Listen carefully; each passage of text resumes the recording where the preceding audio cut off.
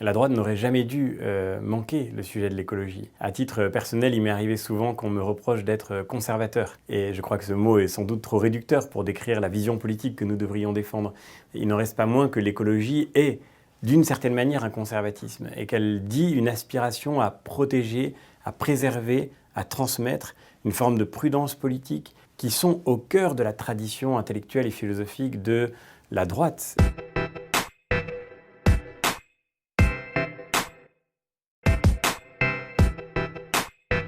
La gauche, elle se définit par une forme de progressisme. Elle veut, comme le disait le marxisme, faire table rase de ce qui nous précède.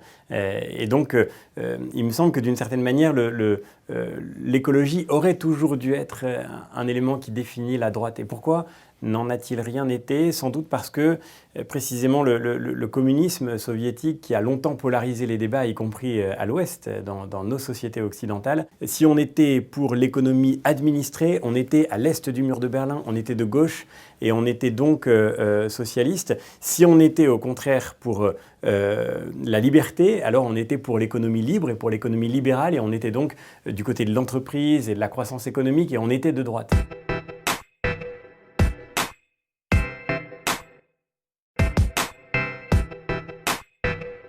Ce qui définit la droite, ce qui la structure depuis 2 siècles, c'est bien plutôt son rapport à la transformation du monde. D'un côté, la gauche veut faire la révolution.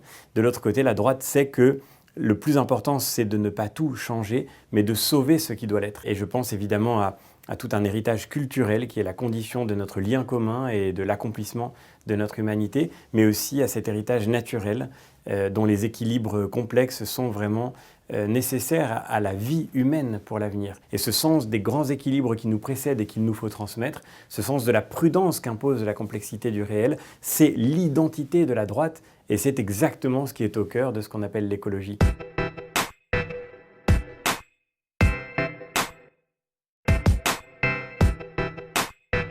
Ce qui se dessine dans cette abstention, qu'on n'avait jamais vu à une élection municipale, c'est la poursuite d'une forme de sécession d'une partie de la société française vis-à-vis de la démocratie elle-même. Et c'est, je crois, un signal extrêmement grave, parce que jusque-là, les maires gardaient la confiance des citoyens, et à l'échelon local, ils étaient réputés pouvoir agir. Il y avait une capacité d'action qui valait le coup qu'on se déplace un dimanche pour aller voter pour son maire.